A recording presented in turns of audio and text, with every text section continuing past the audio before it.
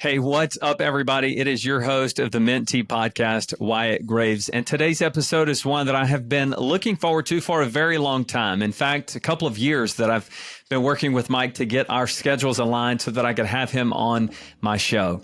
If you've followed my journey, then you know how important intentionality, family, values, and legacies are to me, and not just as a business owner, but also a husband, a dad, a leader, just an all-out man. And if there's anybody who embodies what it means to live a values-driven life while building a massive business with lasting impact, then it is my guest today, which is Mike McCarthy. Mike is the co-founder of GoBundance, the tribe of healthy, wealthy, generous men who are committed to living epic lives. For today's conversation, Mike is also the co-founder and co-creator of Fambundance, which is an intentional community for families to grow together inside of GoBundance. And what you'll find out in today's episode is at my first GoBundance meeting. Mike was there to greet me, and that was years and years ago, and I'll never forget that moment.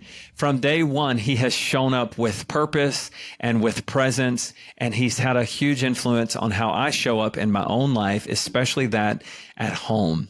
In today's conversation, we dive deep into what it means to lead your family with intention, to live from values instead of emotions, and to pursue the inner work, not just for performance, but for your peace of mind. We talk about his co-authored book, The Miracle Morning for Parents and Families, his building of Fambundance, and the deeper meaning behind presence, legacy, and raising whole children in a distracted world. Y'all, this episode is packed with real insight, real talk, real framework that you can apply today, whether you're a parent, a leader, or somebody that's on a mission to build the good life from the inside out. With that, let's get into my conversation with Mike McCarthy.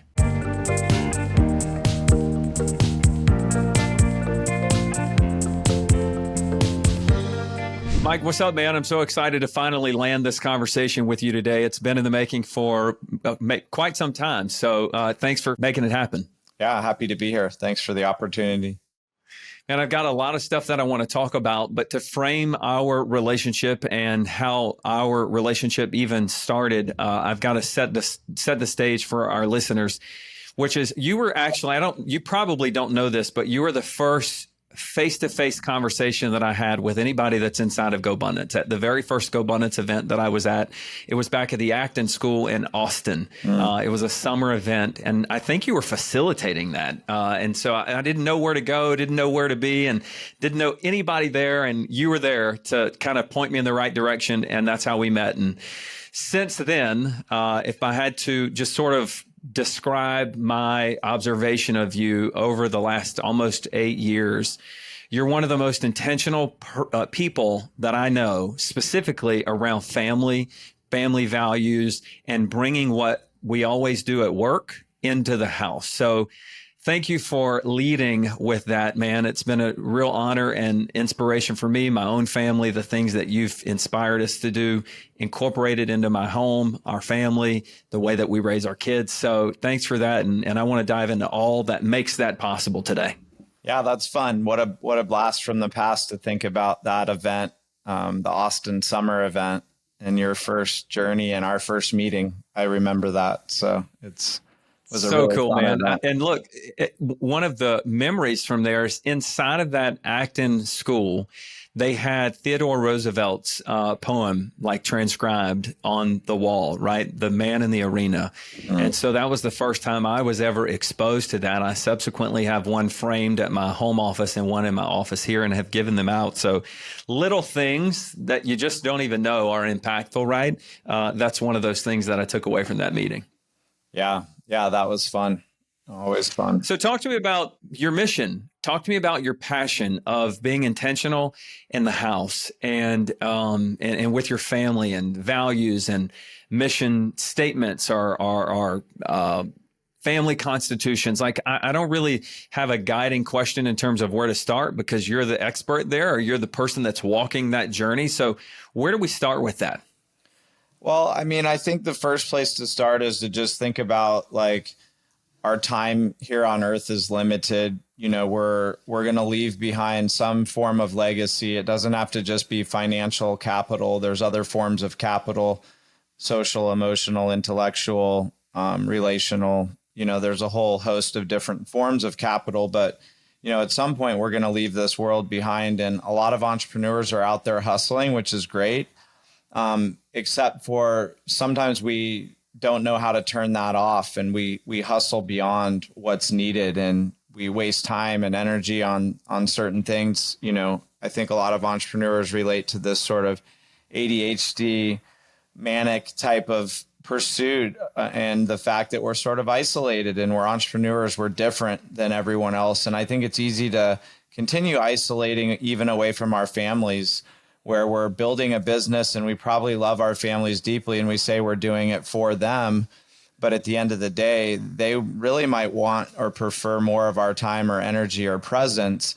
And in order for us to do a great job of shepherding in and having the next generation become stewards of all forms of capital that we're transferring to the next generation, I think it's really important that we set them up for success. And I think you do that by modeling great leadership. And so rather than not have great structures at home and not bring the same type of structures like visions, values, rhythms, things that help the family come together, be their best, create the future they want to create together, define who they are as a family.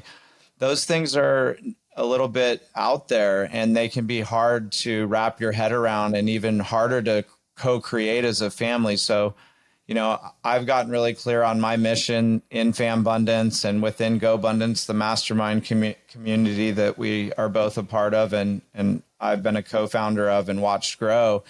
My commitment is to make sure that the same experience that we're providing for our members, for them to be better entrepreneurs, better in their health, better in their contribution, better in their relationships. If we can help them, that's great. But if we can help their families, I think it makes our reach and our impact exponential.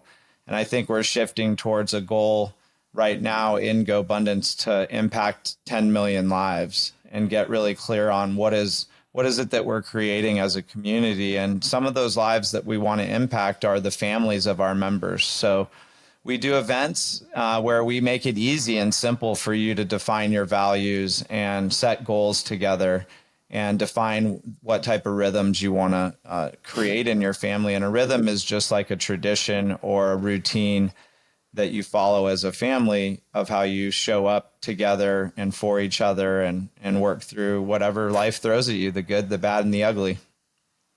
Yep. As I have observed from afar, just watching you maneuver inside of GoBundance and the work that you've done with Fambundance, and I just kind of observe and think about what motivates you and how to frame that as I was thinking about what we would talk about today, given the opportunity. The question was, what motivates you to do this work? What motivated you to be intentional at home? And as I was just kind of considering what you might share as your answer, it kind of clicked. And the saying that I live by, and I have lived by it for many years, is I love to help people live the good life. And so people then say, well, what's the good life? And the question is, well, you tell me. And so that's my question to you. When we talk about your motivation to drive this impact down to the family level, and your motivation, what does a good life look like for you? How do we know that the work is working? Yeah.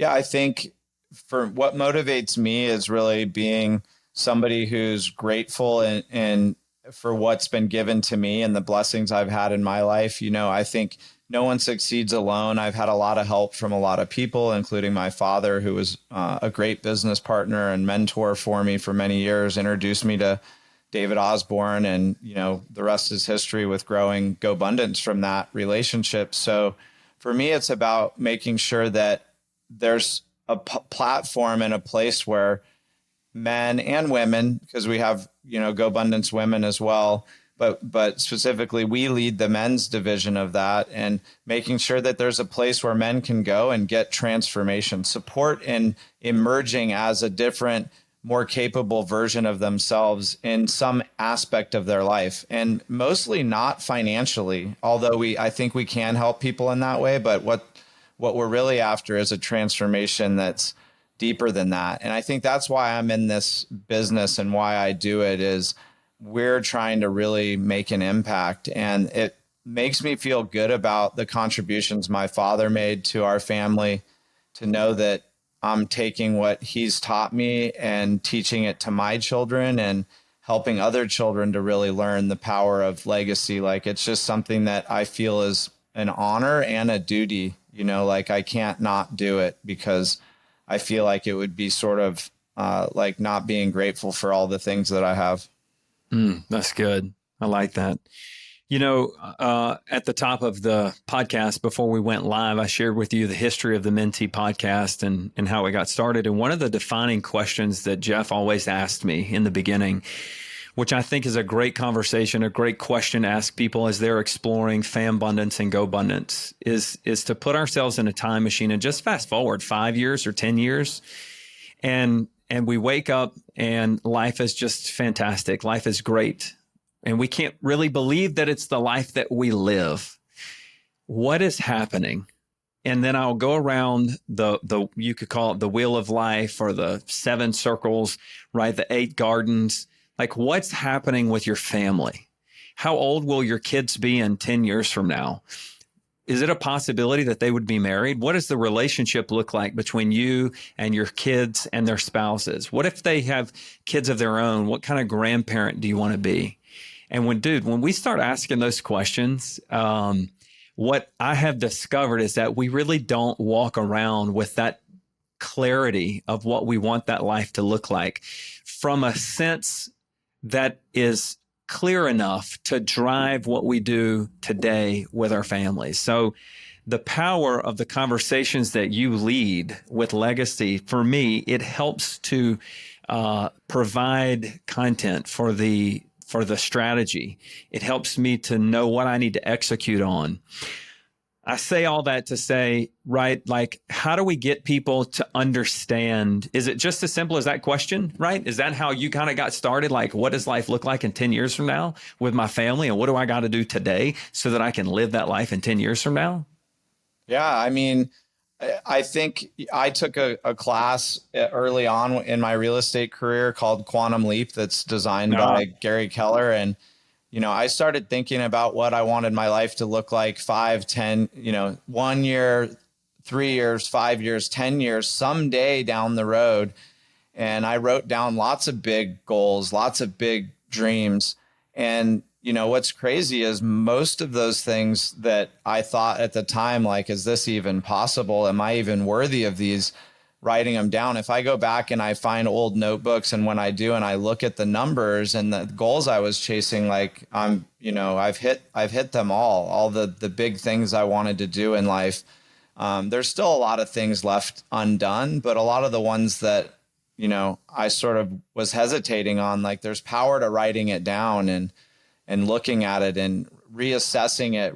And then also sharing that with others. I think an early thing that helped me was a mentor and coach to me said, your dreams will live in conversation, but they'll die in silence. So it's about not only writing it down, but can we share it with people who will help guide us and take us on a journey for that. And, it's interesting, like, the older I get, the simpler my vision of the future becomes. So, when I was younger and I was trying to imagine having kids and a wife and everything seemed like, wow, is that even doable or possible? Or how will all this come together? And now when I look to the future, you sort of alluded to it, like, in 10 years, my kids will be 26 and 22. I just want to be in their lives, and, I want there to be still something to being a McCarthy. I want them to still feel proud that they're a part of this family and that they still come back and visit us for traditions and things like that. I think that'd be a beautiful thing. I love it. I love it. You said something earlier to teach our kids to be great stewards of capital. And probably, dude, that's probably been a year ago that you facilitated a conversation with David York.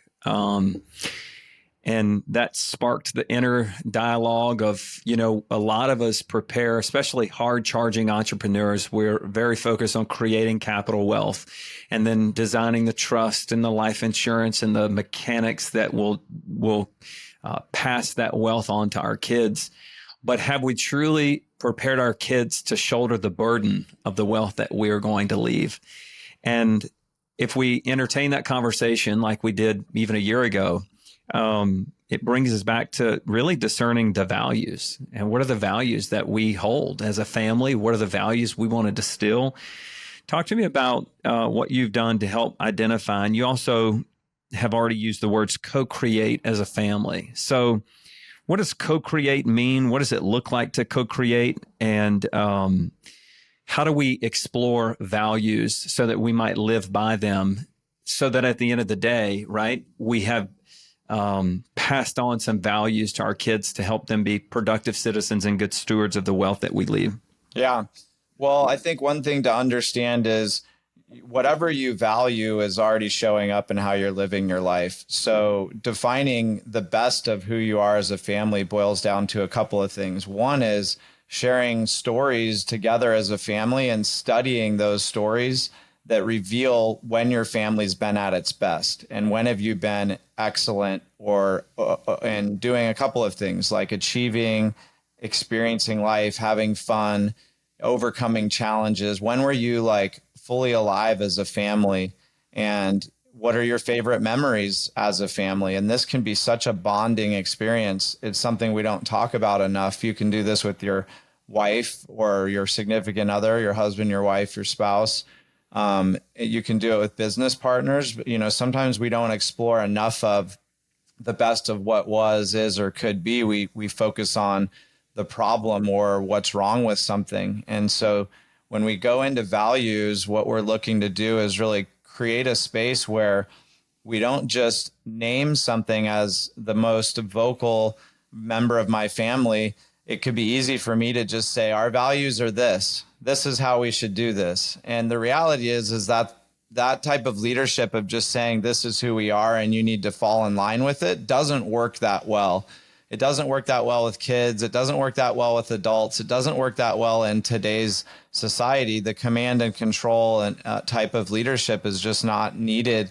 And it's not as effective as asking and getting curious and helping people to co-create and create a shared sense of purpose, community, values, vision. And so the way you do that as a family is you design how you're going to be as a family around your values, what your visions are, and what your rhythms are going to be.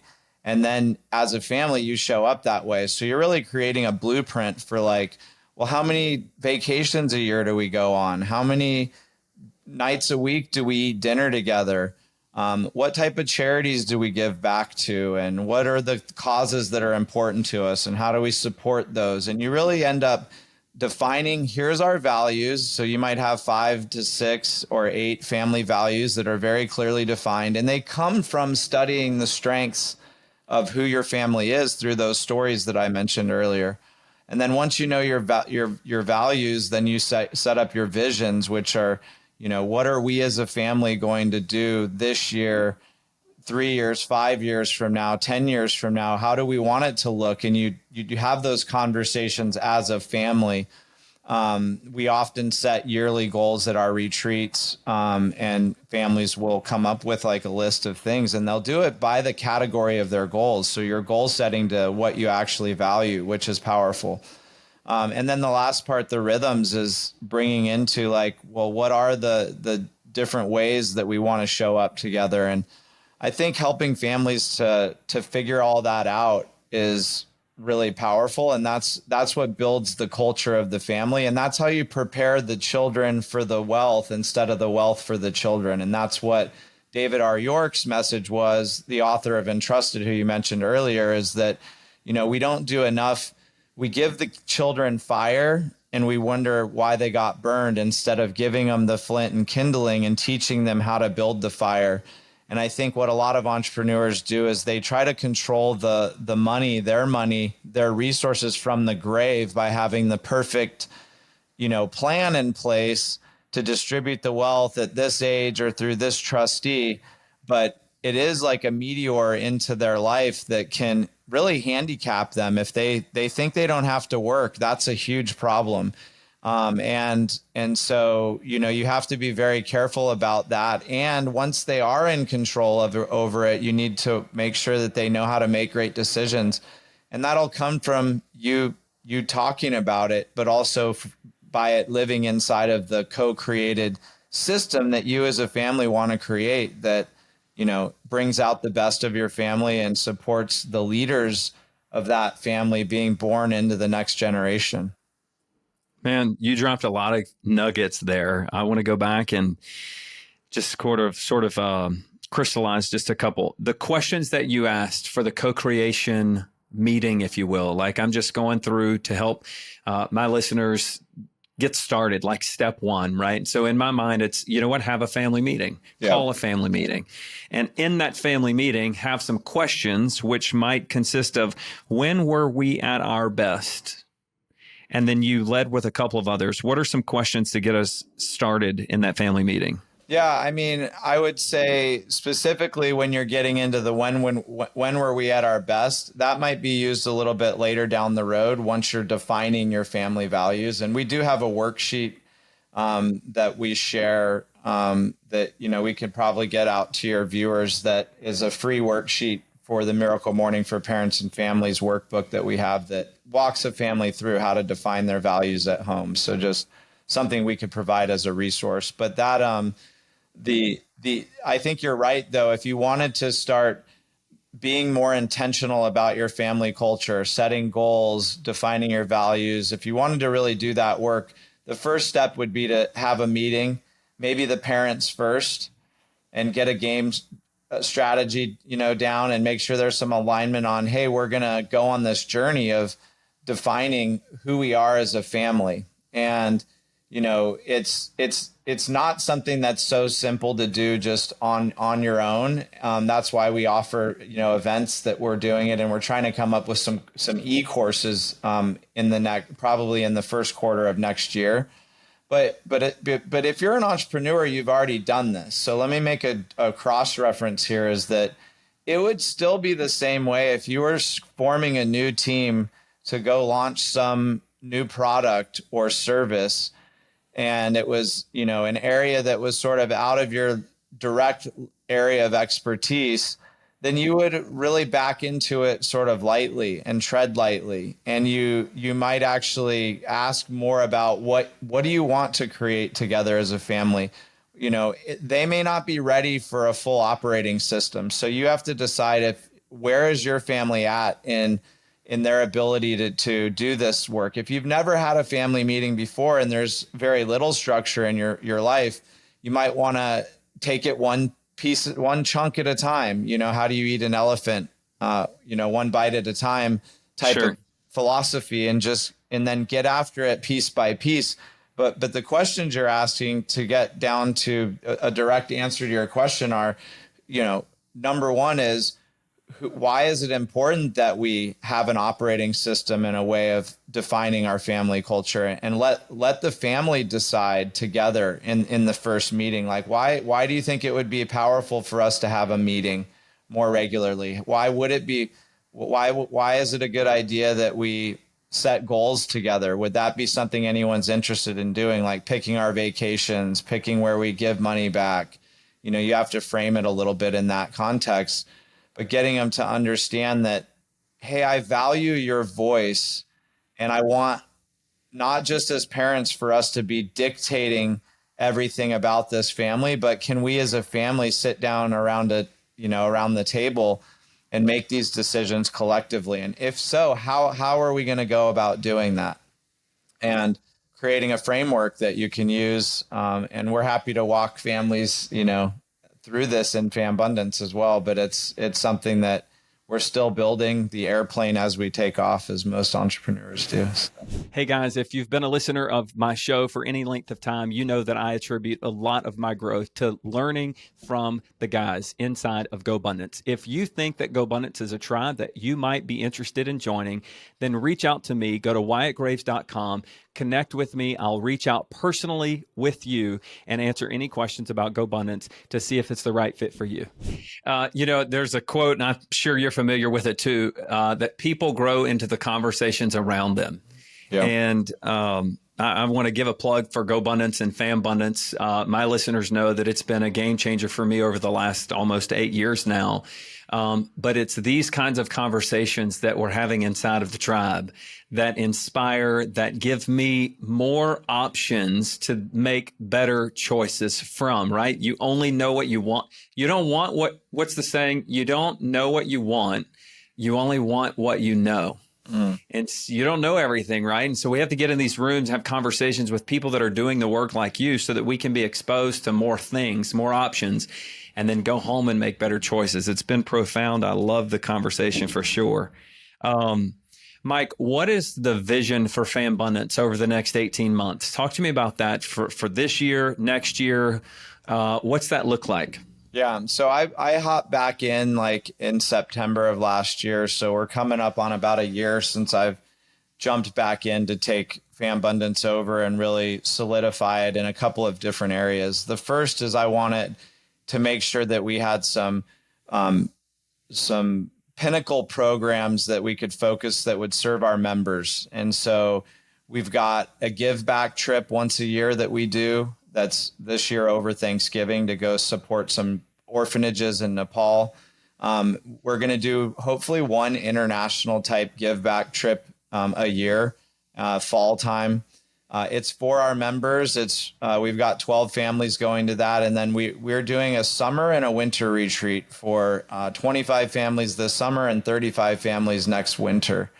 And those retreats are where you really have expert facilitators take you through how do we define our family culture, vision, values, rhythms, but you do it in a very fun environment with games happening, activities happening, magicians, keynote speakers. We had David R. York speak. This summer we have Jay Hughes, who wrote the Complete Family Wealth. He's like the godfather of legacy, but beyond those in-person events, which are just 3 times a year right now, we're also doing some integration into our men's retreats, where at a couple of the bigger events each year, during the event, we'll offer programming for the wives and for the children to be able to build community amongst themselves. So I'm really excited to be able to do that.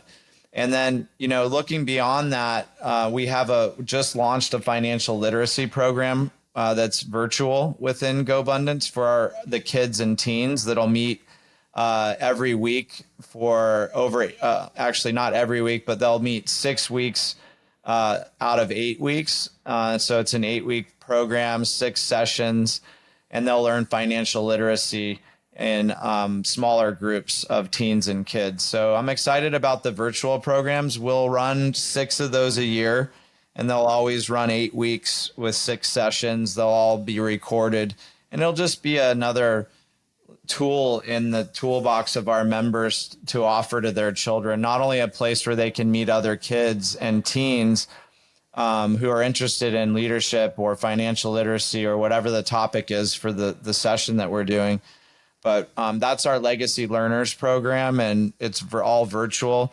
What I do imagine we'll do in the future, Wyatt, is write a book based on the Fambundance principles that walks people through this, and then probably have an e-course that people can do at home with their families.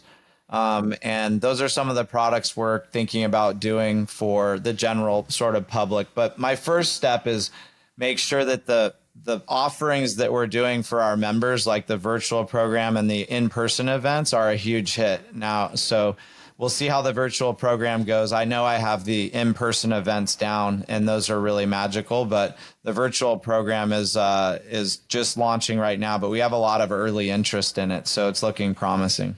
Let's go a little deeper with the the program, if you will, right? I know that we have the events and we have what you're working on with, which is online and virtual.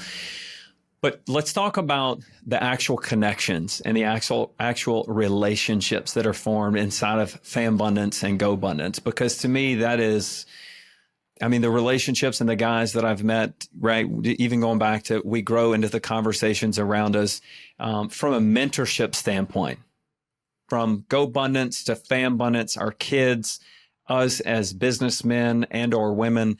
Talk to me about your journey with mentorship, like some of the mentors that have mentored you and how we are paying that forward with the new members and the new families that come, specifically, even just if you'll talk about kids that get some mentors that are outside of their immediate family. Yeah, well, great question. So just a little bit of context, from 2015 to 2020, I was the CEO of GoBundance, and I was really diligent about building Fambundance alongside of GoBundance. So there'd be these offerings for our families.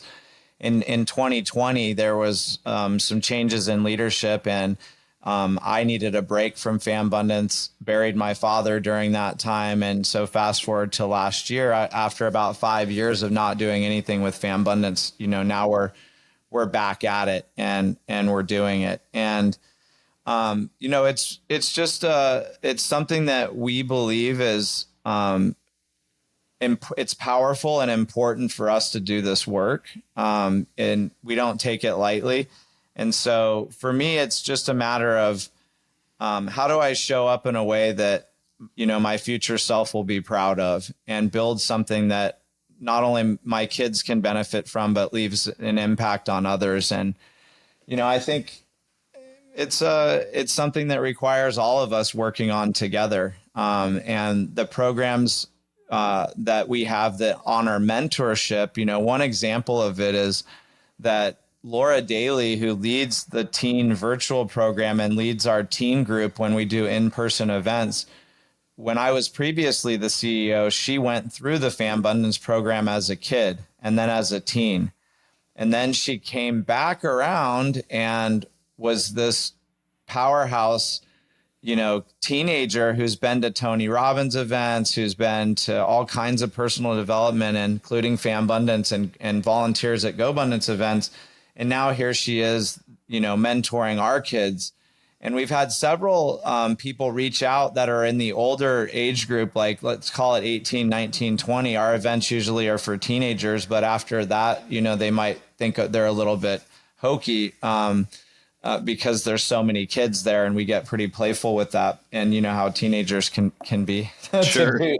But it's something where we have these older kids that are coming, and they're not saying, hey, I want to come back necessarily as a participant, but I want to come back and help and teach the other kids and help be a volunteer. We've had this happen 3 or 4 times since I came back, where our previous students or people who'd been to our events were like, can I please come and volunteer? And I think that just speaks to their energy and the type of magic that we're able to create when we bring people together and you bring in great speakers and you facilitate the event in a conscious way, which is what we were talking about with how you lead your family too, is to facilitate them in a conscious way, not in a commanding way. Then you're able to watch beautiful transformations emerge. And we see this happen with so many of our kids, like, are connected to one another for life now. They're lifelong friends. And so watching some of those friendships where they don't see each other all the time, but they'll exchange information and text each other and stay in touch between events. And then when they see each other, it's like, oh, how are you doing? So thinking about, I didn't get started purposefully building my connections and my network till I was probably in my mid 20s. So to see them already value relationships and be able to start to form those bonds is really a beautiful thing as well to watch. I love that, man. And Laura is a powerhouse, man. She is fire. I love her energy. We've connected a couple times outside of Fambundance to talk about what she's working on, and she's a real gift to the tribe. That's for sure. Yeah. I'm so happy that I finally got out of my own way, because I was trying to think, who do I know that could facilitate all these programs? And I was thinking about different people for different topics. And then I'm like, wait, I already have two great facilitators on my team. Why don't they do it? And they built the first program. I'm like, this is way better than what anyone else from the outside could have done. So sure. I love it. it's great. I want to close the loop before we finish up, man. So we talked about vision. We've talked about values. We've talked about the intentionality and as I call it, building the good life. I don't know that the work is ever over. And sometimes I just need a break. Sometimes I need to just be. I just need to be in the presence of now. But I want you to give your perspective and talk about your insight of, you've been on this journey of being intentional with values and a vision, and now we're 5, 7, 8 years into it. I don't know how long you've been in the direct work with your family. Probably longer than that. There is no. Let me think of how I want to say it. I don't know that there's a right way or that we're ever finished, but certainly being intentional creates space for us to be more values driven than emotionally driven. And if we show up from a value perspective versus an emotional perspective, then it surely allows for us to live the good life, even in the midst of challenges or in the midst of things not going the way that we thought they might go. Can you talk to me about that for a little bit? Yeah. I mean, I think we're all a work in progress, right? We're trying to figure it out. And, being human is something that doesn't come with a manual, neither does parenting, by the way. And so, I think being willing to do the deeper work, though, is where I think I've found a lot of the freedom that I think you're talking about. And showing up and living my best life, we have to check in and make sure that we're also not our own worst enemy at times, because I think the little voice that can doubt us and tell us we're not good enough or not worthy that all of us have, that kicks in. And, I think to some degree, most successful people deal with some type of imposter syndrome. And I think if we don't really define our value and do the deeper work to uncover our motivations and know who we are, and then love all the parts of ourselves, forgive our, whatever we've done in the past, and know that we were doing our best as a human being, and then, work forward from that space of more love and more forgiveness, not only for ourselves, but for others. I know I'm harder on myself than I am others. And I've had to really learn through a lot of work in the last year. Specifically, I've done a lot more deep work and uncovered that, I really have done a lot of the things in my life to get external validation and to prove to others that I'm worthy for some reason. And that's something that I had to really sit with and understand, that it creates this space where the voice in my head doesn't always talk so nicely to me. I can be hard on myself. So my work is to have those dialogues and reframe and change the voice to be more positive and more supportive. And that's where my freedom lies. But for all of us, we've got to go find, what's the one thing that's keeping us from living our best lives, and hit, maybe there's more than one thing, but what's the first thing you want to work on?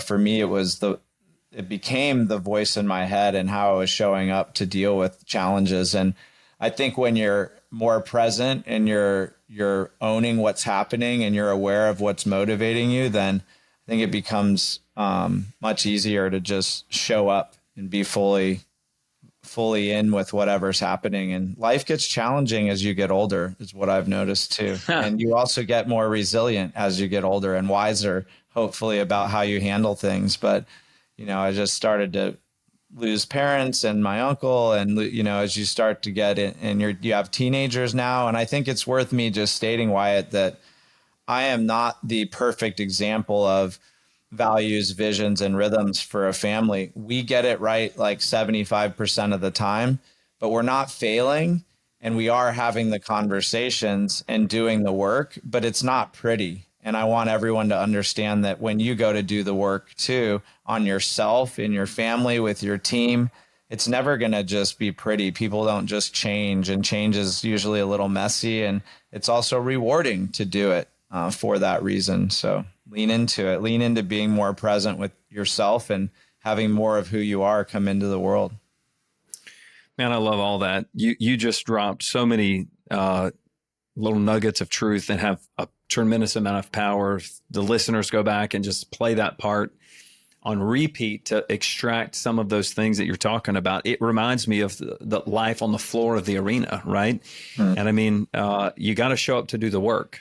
You got to show up to do the work. The price to pay to me is a lot bigger than the mess that's made in doing the work. Mike, where can people find out more about you and or Fambundance? Do we go through the GoBundance website, or what are you guys working on to drive people to find out more about Fambundance and how to get involved? Yeah, they link together. So you can go to fambundance.com or gobundance.com. And then, people can follow me on Instagram, Go Mike McCarthy, or my personal website is gomikemccarthy.com. So there's a few ways to find us, but yeah, it's out there. And the Miracle Morning for Parents and Families is another great resource that my wife and I co-authored that's out there. If people are interested, you can search that on Amazon. Yeah, we didn't talk about that, but before we wrap up, since you mentioned it, I did want to ask you, because you co-authored that with our friend Hal Elrod, yeah? Yep, that's right. And what led y'all? Was there just like a defining moment that you wanted to take that the specifics of Miracle Morning and incorporate that into being intentional? Like, what if you could just say just one or two things about the Miracle Morning rituals and how important they are into the overall aspect of being intentional leaders of our family? Yeah, so at an early event, my wife and I saw Hal speak. It was One Life Fully Lived, who's our co-founder, Tim Rhodes' charity that he used to do personal development events. They were a couple of days. We met Hal at a One Life Fully Lived event, and we came home fired up to do the Miracle Morning with our kids. And we found out, not with our kids, actually just do it, the two of us. And we found out really quickly that the energy of the Miracle Morning would like wake our kids up, and then they would come in and interrupt our Miracle Morning, and we'd kind of be like half through it and half in it, but half out of it. So we started developing a way for when they came in the morning and interrupted our Miracle Morning, that we could sit them down and start having them do their own Miracle Morning. And so we taught them, my wife mainly, how to do their own version of a Miracle Morning as kids. And then we went back to that same event like the next year, and my wife started talking to Hal like, hey, we've been doing the Miracle Morning with our families. Do you want to see our son Tyler repeat his affirmations? And Tyler came up and, rattled off his affirmations, and Hal's like, oh, wow, we should write a book together. So really Hal and mostly, I should say, my wife did a ton of the work for it. I had a lot of great ideas, but she really pulled it together and wrote the book. So great book. I think that's when I first started reaching out to you to come on the podcast so we could talk about it. Great book. I've read most of the Miracle Morning books, and dude, the Miracle Morning rituals are a game changer. They really are. Absolutely. Awesome, man. This has been awesome. I appreciate your time. Appreciate all that you do inside of the tribe, both inside of the tribe as a family man, as a husband. You're an inspiration, and I'm grateful that our paths have crossed. Yeah, it's a pleasure to be here. Thank you. Hey guys, Wyatt Graves here. As you know from previous episodes of this show, I'm on a mission to grow a business that has 25,000 doors, a holding company of service-based businesses surrounded by a protective moat of a personal growth and development educational company. With that being said, I am looking for deals, I'm looking for talent, and I'm looking for capital. If you're interested in connecting with me, go to my website, wyattgraves.com. Send us a deal. I will be sure to include you in some way, shape, or form. Whether you're a real estate agent and you want to be my agent, you're welcome to be my agent if you bring the deal to me. If you're not my agent and you bring the deal to me, we will still get you paid somehow, some way. If you want to work inside of our world, then drop me a line, send me an email, connect with me. We're interested in attracting level 5 talent. And then finally, if you are an investor and want to invest your money, not only to get double-digit returns, but also to have real impact inside of the communities as we raise up the level of good life living throughout our properties with our residents, with our employees, with our communities, then I want to connect with you. Go to WyattGraves.com and fill out the contact information, and I will personally be in touch with you so that we can figure out how we can shake the trees together and win together. WyattGraves.com.